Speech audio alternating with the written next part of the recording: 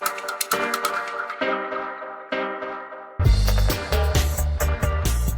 was born Marcus Mosiah Garvey in 1887 at St. Ann's Bay, a coastal town in north-central Jamaica.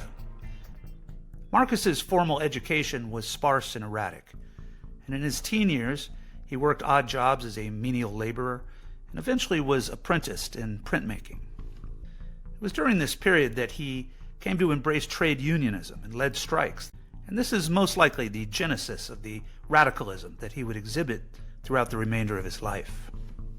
Next, it was off to the mother country of the British colonies, as it were, and he arrived in London in the spring of 1912. After working some odd jobs in the big city, he was hired on by a magazine called the African Times and Orient Review. He discovered and devoured the writings of the American educator and reformer Booker T. Washington, and in particular his seminal work, Up from Slavery. But this is an important year in his trajectory as an important influencer, and that's because he founded an organization called, and it's a mouthful, the Universal Negro Association and African Communities League, eventually shortened to its acronym UNIA. Garvey claimed 2 million members by the following year, which is not only an exaggeration, but totally laughable. But what is not in question is that his audience and influence was surely growing. And the UNIA established several businesses. The group organized grand parades in and around Harlem, attended by crowds numbering in the tens of thousands, and these were real spectacles.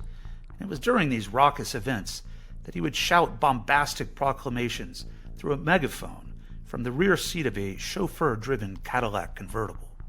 During this period, he launched yet another ambitious endeavor, a maritime shipping company that he called the Black Star Line.